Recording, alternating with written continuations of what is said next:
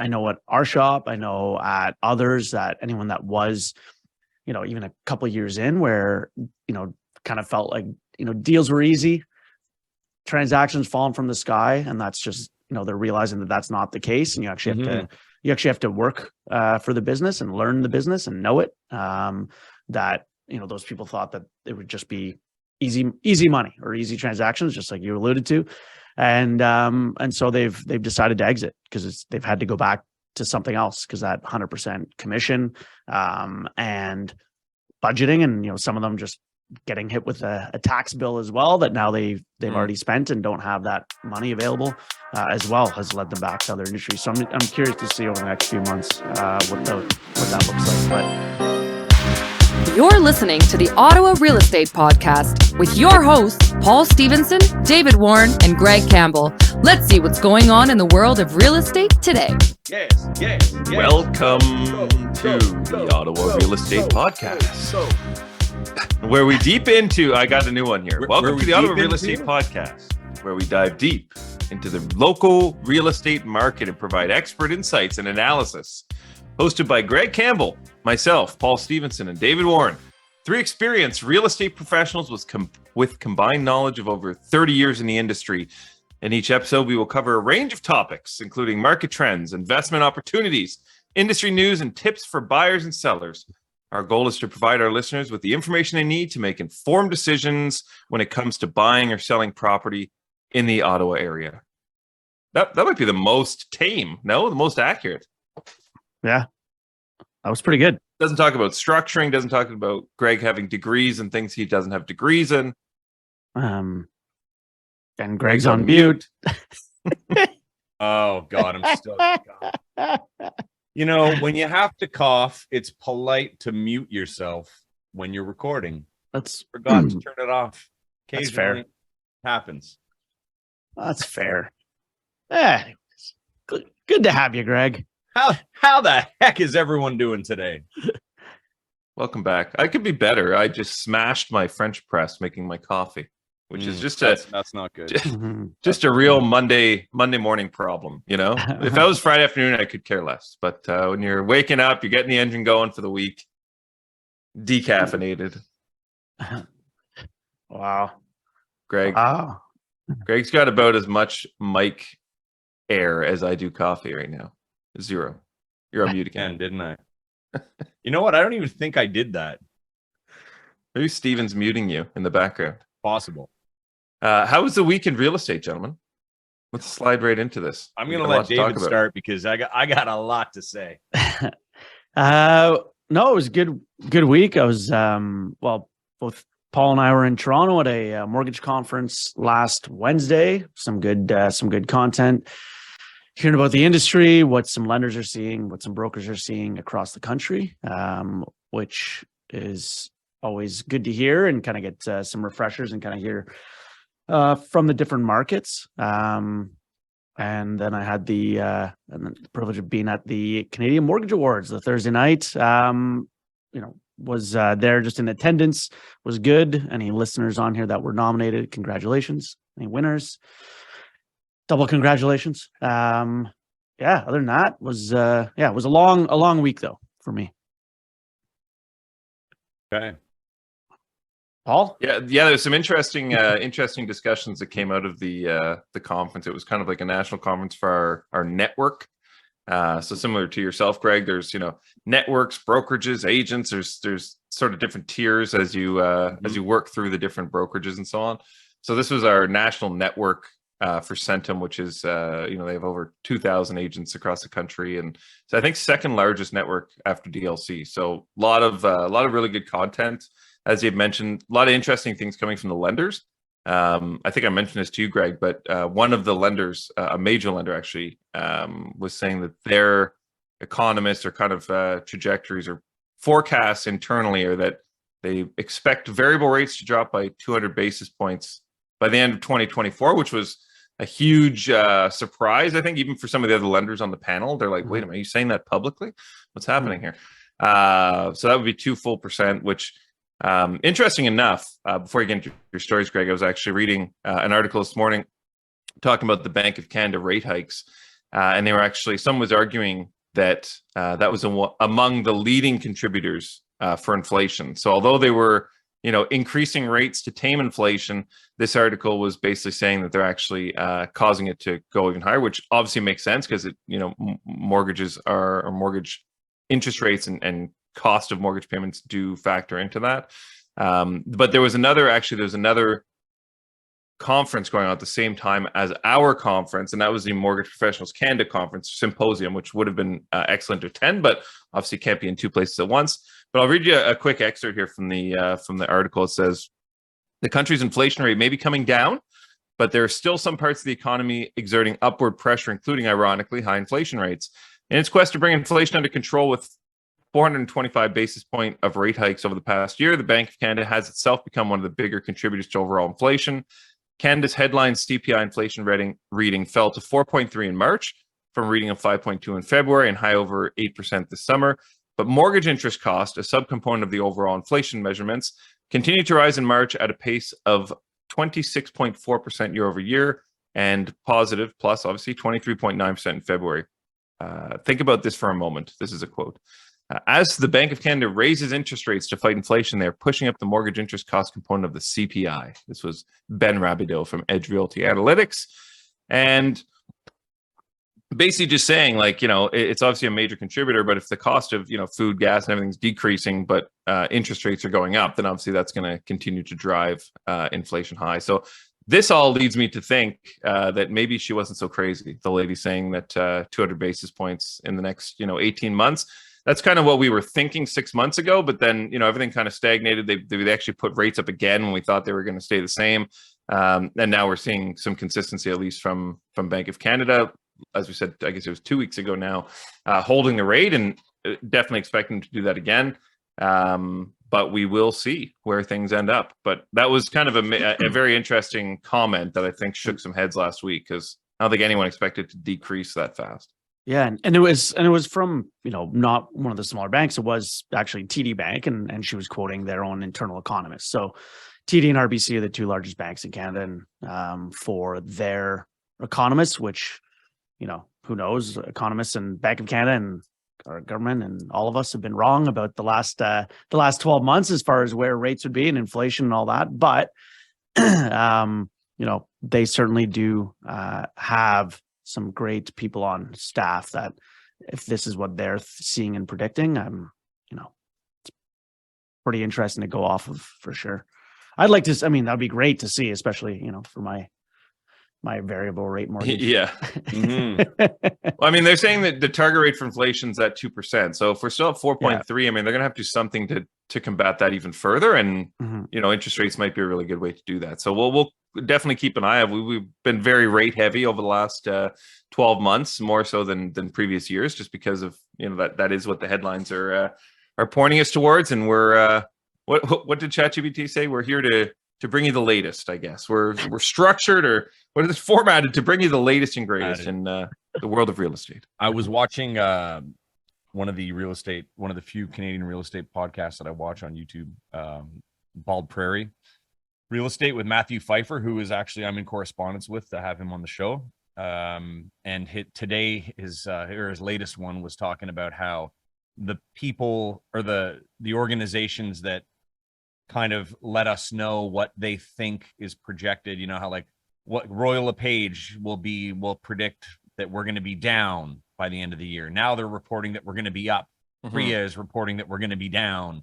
And he was just saying that, he thinks in Canada, it's the truth in Canada that, these organizations, they don't collaborate and they're never on the same page, it seems, with what they're saying about the market. So it's very confusing for the average consumer, because one may be listening to one's listening to the other one, and then they talk, people get excited, people get angry. No, you're wrong, I'm right. And then what happens?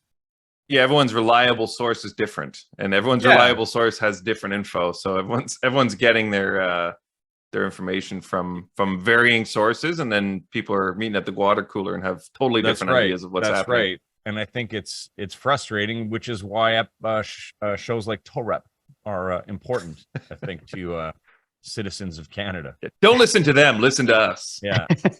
At least we can We know. listen. We can see what they're saying and kind of try to make sense of it. Yeah. But yeah, it's a little bit brutal. Gregory, how was your weekend? Well, Anything interesting? my week. First of all, I want to give a shout out to all the agents that reached out for the pet clause. I kind of became internet famous for the pet clause, and I think I've sent it to about 10 agents now. And the coolest part is that I didn't really know most of these agents prior to this. And it's nice to see that there's people listening to the show that, you don't know until you know. In terms of a rental, I have someone who's a fan of the show from the UK. Great guy. He wasn't getting the service he wanted from a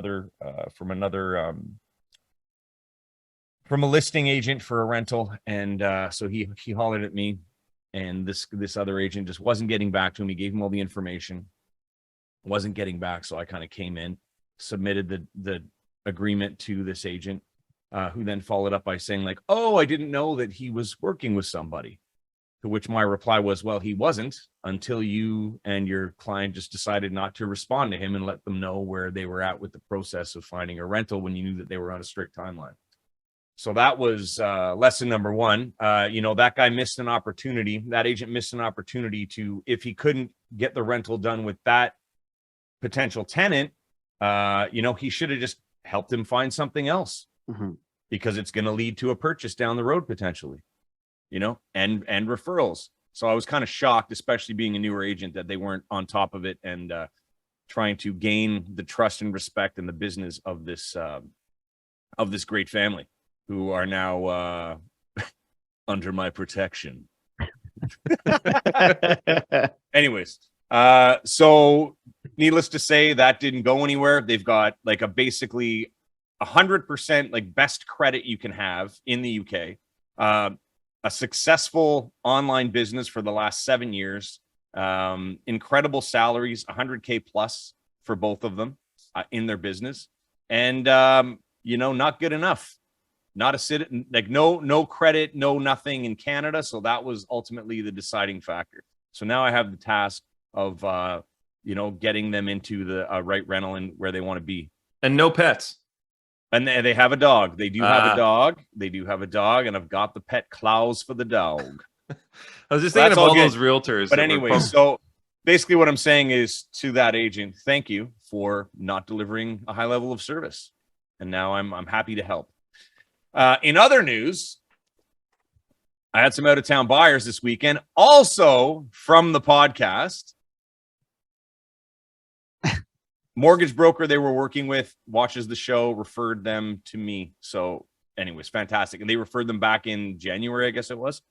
And that's another good sign, right? Mortgage broker watching the Ottawa Real Estate Podcast, and they're in Windsor. I thought that was cool.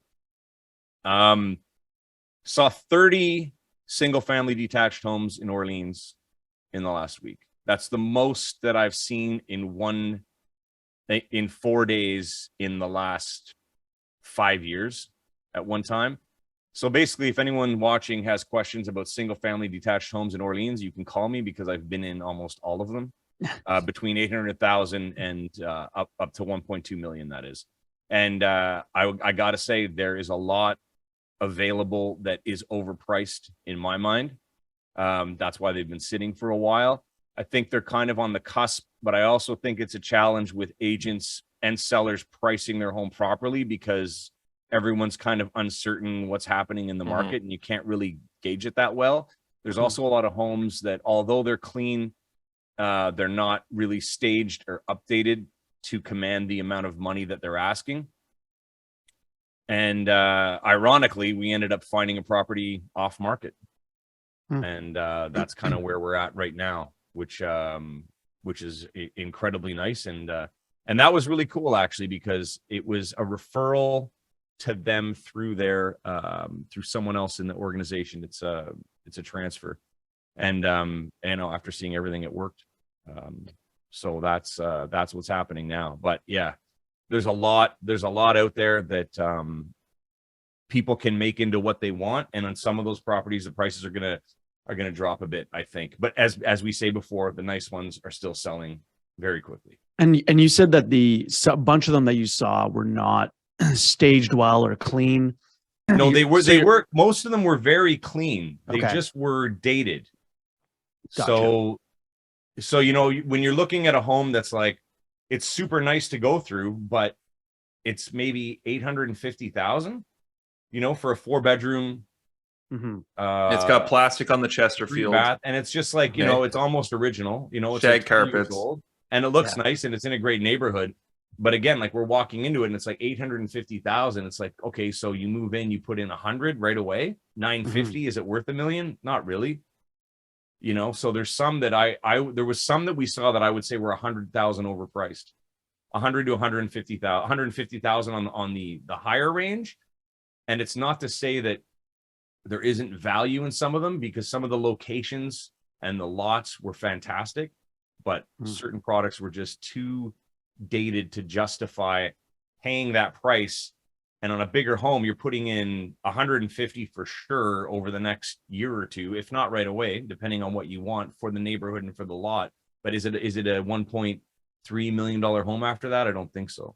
I think it's probably with that update, I think it's probably worth what it's listed at, or maybe just a bit more. Mhm. And I saw that quite a bit. Thank you. Is there most of the product in Orleans? You're saying 850 to 1.2.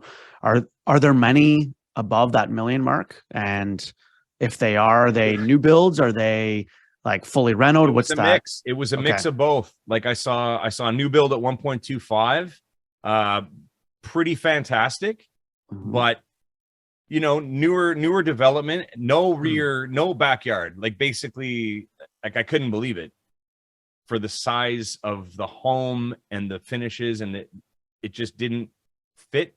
Mhm. And also what I noticed is that when I'm looking at $1 million plus homes in older neighborhoods, they're more impressive just because the general size of the lots and even the entry, the driveway and everything, it's just a deeper driveway. You can fit more vehicles. It just seems more impressive. It seems like Mhm. when you're driving up to those older homes at that price point, you're like, okay, yes, I feel like this is worth over $1 million. And when you get to the newer ones, when you drive up, it's kind of like, it's just not, you just Better don't have feel, good you don't finishings. feel that. You get inside the house and you feel like, oh, wow, this is impressive. But when you're driving up to it, you don't Mhm. feel it. And I thought that was really interesting because I hadn't experienced anything like that in a long time. But Mhm. that's something I got to say. Like some of these newer builds that are big floor plan and impressive just because they're new, cater to a different type of, I mean, there's a buyer for everything, obviously, right?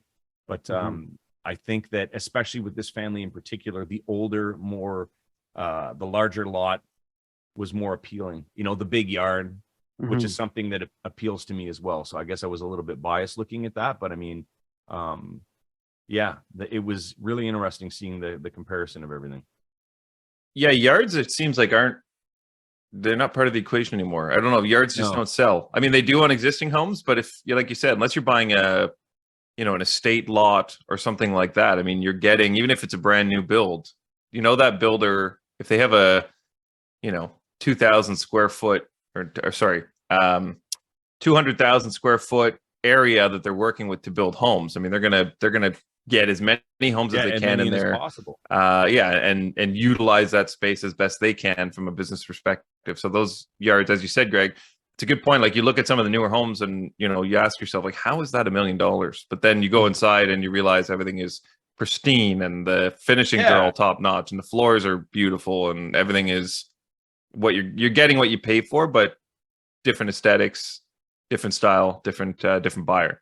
And to be fair, it's a lifestyle as well, right? Like for us, we like having a yard. I mean, our yard isn't that big where we are right now, but like we like having a yard, we like being outside, but we also like being away, So it's kind of like if you're always away in the summer, if you're always like out vacation, holiday or cottage, whatever, it may not be as important. And I guess there'll always be a buyer for that. But especially like if you're a family, like, I was sitting in this big house with a small yard, and then right across the way is this same house kind of on a massive lot, which had $100,000 premium at least, right? But I'm looking at that house. I don't even know what it looks like, but in my mind, I'm thinking like, well, that would make more sense to be listed at 1.25 million because of the lot for me and for the client as well. Yeah, Makes sense. Everyone's got their, like you said, there's a house for everyone. Everyone's got different wants and needs, and yeah, I mean, yeah, and I got to tell you, the other thing that I noticed is that there are just some floor plans that should never have been designed. There's just some really like strange things that were where you've got this room that just you didn't need that much space in that room. You could have added it to the kitchen or something. You know, you've got like this smaller kitchen, and then you've got this massive dining room that's separate, and it's like, how much dining are you doing? You know, Greg, did you see my home prior to yes, the renos? Like that was the same thing. So I'm a huge fan of like older homes updated, which is kind of like my HGTV go-to. So found this old bungalow, but walking through it, beautiful, like in really good shape, like you said, Greg, like super clean. You could tell the people really took care of the house, but just extremely dated, you know, green carpets, just not something you would live in. But the house they had added, it was like a Frankenstein house. So they added an addition in the back, and then they had another section where they filled in the breezeway between the house and the garage. So there's all these like random sections of the house, which I liked. However, when you walk in and there's a random greenhouse in the middle of a hallway, or there is a workshop hidden at the back of the garage, or there's all these random little nooks and crannies, not something that it's not a turnkey spot. So like you said, there's always going to be funky things that happen in the house, and every buyer is going to have different aspirations. But I'm sure there was other people that walked through the house and they were just like, yeah, no, we're not doing this. Right? No. And that's the thing. I'll be honest. The property that I just described was fabulous, other than that one space for me personally and for the buyer, and it sold. You know, it sold because it was fantastic in a lot of different ways. But you know, it goes to show you there's a buyer for everything, like I said before. It's just finding that right person. So Greg, you mentioned getting a lot of calls from people about the pet clause. Do you feel like you're not going to have you may have an answer, but I don't think you're going to have an exact answer. But how many new agents do you think entered the market through COVID? And how many of those do you think are still transacting today that you're kind of coming across them and you're dealing with these things that maybe you feel they should know or should have? Very interesting question. That's an interesting question. There was, I would say, about half of the properties were with agents that I did not know. So, you know, that would be, you know, and I didn't look up all these agents online, but you know, the ones that I knew were the ones calling me like, you know, what did you think of the house? Like feedback kind of stuff. I still have to follow up with a few people on that. But I mean, I don't know how many came in and how many have left since this all happened. I think that there's some who may have kept their license and gone back to their other career, and doing a little bit of both. I know personally, you know, I've heard stories about some people who just, you know, they were balling out of control and then just got basically hit in the face with a frying pan and quit completely because they couldn't handle the structure of the business now, how it changed. But yeah, you know what? It's a really good question. I should look at that and get a proper number on that. But I think it was probably about 50% were new agents that I didn't know that could have come out in the last little bit. I know that there's a lot of new agents who are working with companies like Right at Home Realty, which is basically you just work for yourself and you're not really represented by a brokerage and have that kind of support, like a full service brokerage, I should say. I've seen a lot of that going on. And the people that I know who are in that business are exactly that. They are federal workers, or they have another career that they've been doing for a long time and they don't intend on quitting, but they got their licenses to help invest or help their friends invest and work in that way. You know, and so there's some that I've met who are great guys and they do well. but there's others who are just, they're there for the 1 or 2 deals a year.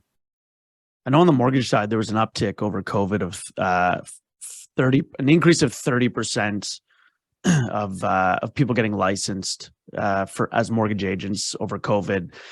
The renewal was March 31st for renewing your license. And so as a mortgage agent, you have to renew it every year. So, there's costs obviously involved with that. So I'm interested to see the statistics over the next, that I'm sure will come out next quarter of what that percentage drop off was, because I know at our shop, I know at others, that anyone that was, even a couple of years in where, kind of felt like, deals were easy, transactions falling from the sky, and that's just, they're realizing that that's not the case, and you actually have to work for the business and learn the business and know it. That those people thought that it would just be easy money or easy transactions, just like you alluded to, and so they've decided to exit because they've had to go back to something else, because that 100% commission and budgeting, and some of them just getting hit with a tax bill as well that now they've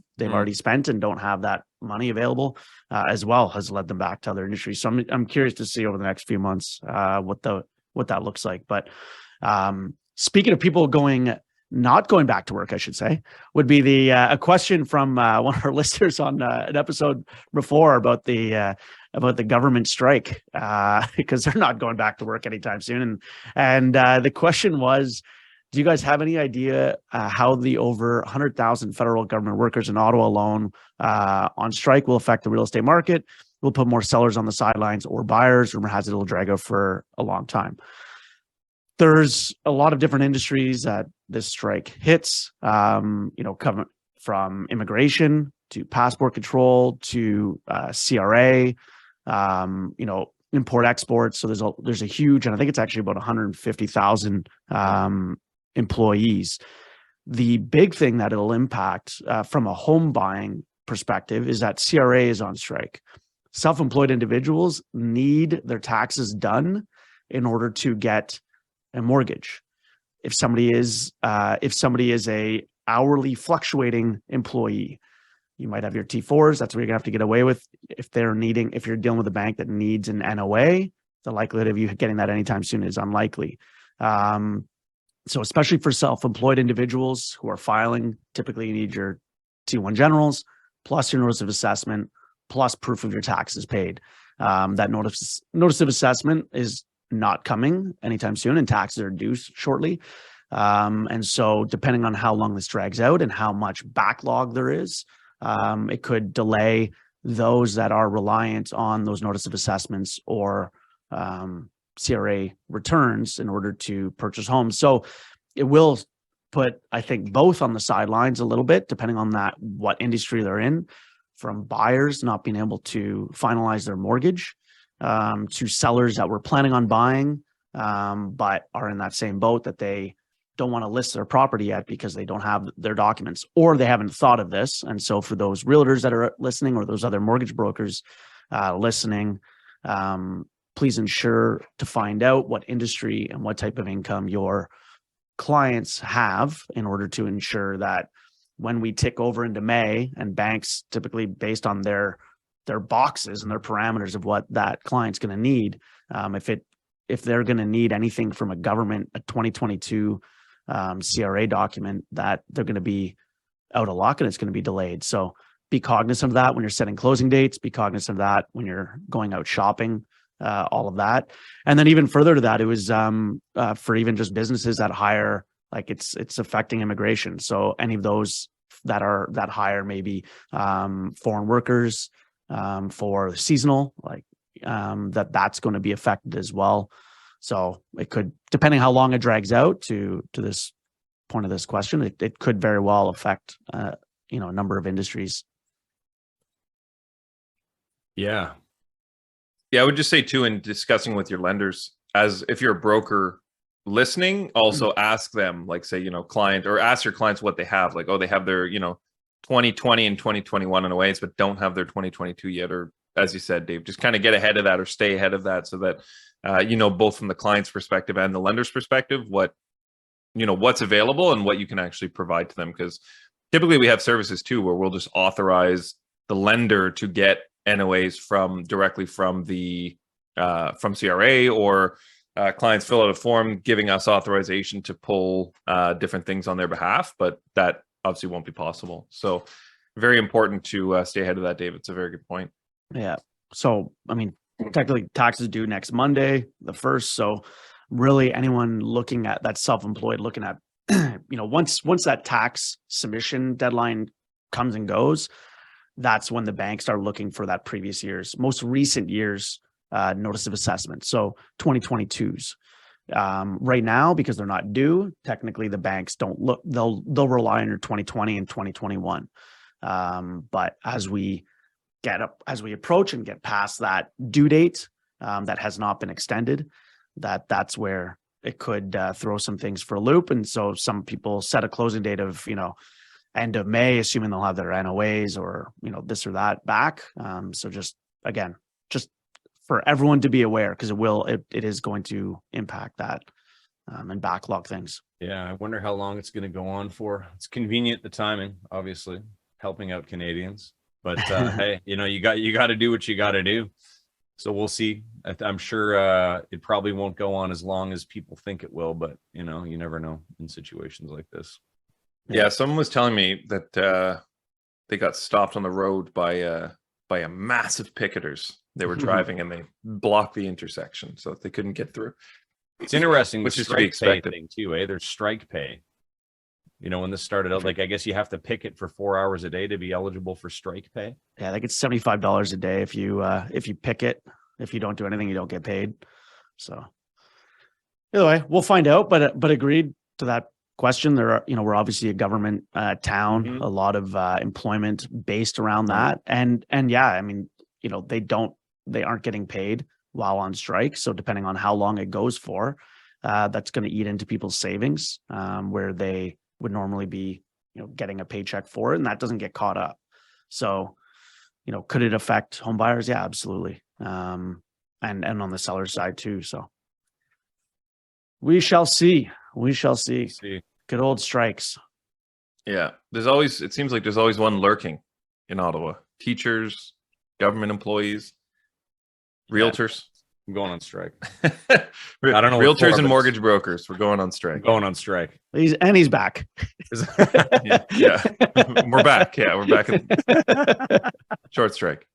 Mood boost, gentlemen. Let's do it. Everyone picketing probably could use a mood boost. I'm sure they're not enjoying the strike. So hopefully that gets resolved quickly. Everyone's happy, and hopefully these boosts, these mood boosts, these boosts can mood your boost. I have one. I have one, Paul. I sent it. Let's hear it. Instagram last night. I don't know if you want me to start, or you want me to do it at the end here. Are you going to read me the one from Instagram? I don't know if that's ready for the show. No. Well, I'll let you say that one. I'll say the other ones. Yeah, maybe not. Maybe it's not actually. Maybe it is political. We'll send it. We'll send it to Dave, and then if it's appropriate, we'll say it next week. Okay. Sounds good. It's hilarious, but it is great. Yeah. Anyways, just that term, maybe. Okay. So before you get into the mood boost, I am gonna, because people will shut it off right after that. So I'm on the board and organize a charity event, Martini Madness, going on May 12th. Early bird tickets are up May 1st. It is dinner stations, live and silent auction, martinis, live band, DJ, live painters, art show, the whole nine. It goes on at Lago at Dow's Lake. Great event. Starts at 6:30 till whenever people leave.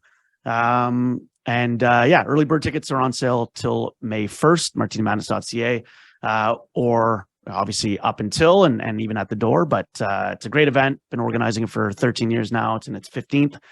I know Paul can attest to it being a fun time. So any of you listening in Ottawa, definitely come on out. Correction, Dave, unlimited martinis. You should say. Oh, I'm trying not to promote the unlimited martinis, but I will.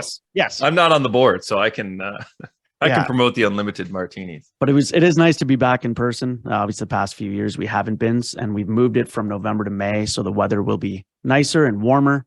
Yeah, I was Come going on to say, out. isn't this usually in November? That's cool. Yeah, and it's usually rain and Yeah. snow and shitty weather. So Yeah. we moved it to May. We moved it to May in 2020, and then COVID hit, so that was a poor decision. And then we haven't had it since then. So we're back, baby. I think All I right. can do that. All right. I'll let you get into it, Paul. All right, here we go. We got 3. We'll go 3 today. Okay, number 1. Why do melons have weddings? Because they cantaloupe. Oh, Not allowed. Number 2. When you have a bladder infection, you're in trouble.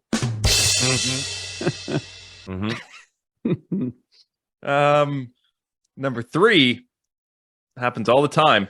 I've just deleted all the German names off my pre-owned phone. It's Hans Free now. Aye. Hans Free. I like it. Hans. I No like it. assholes. Greg's got his no assholes shirt on. Thank you for tuning in to the Auto Real Estate Podcast. We hope you found our discussions informative and valuable. And if you have questions or comments, please don't hesitate to reach out to us through our website or social media channels. Do we have a website? No, we have a website.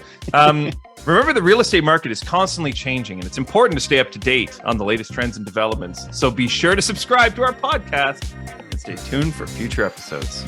Stay tuned for more great. See you next stories week. of what's what in Ottawa, on the Daddy. streets of Ottawa. Pet Daddy. All right. We'll see you next week. Pet Daddy. Pet Daddy. Thanks for tuning in, everyone. We hope you enjoyed today's episode. Please remember to like, share, comment, and subscribe because we'd really like that.